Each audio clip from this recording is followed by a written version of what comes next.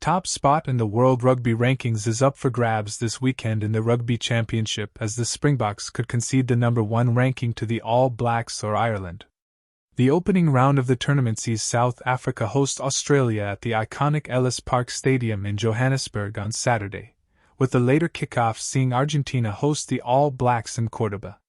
With the 2027 Rugby World Cup draw taking place after the November internationals later this year, the world rankings are particularly important for the respective nations in terms of seedings.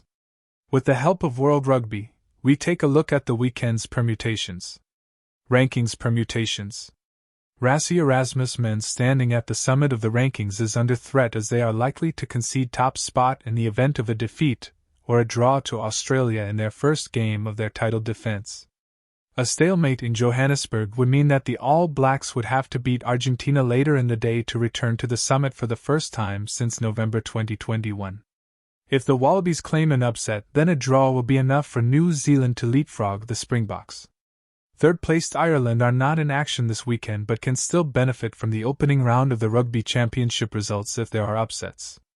In the unlikely event that both South Africa and New Zealand lose by more than 15 points. If only one of these were to happen, Ireland would still climb a place to second above that beaten side.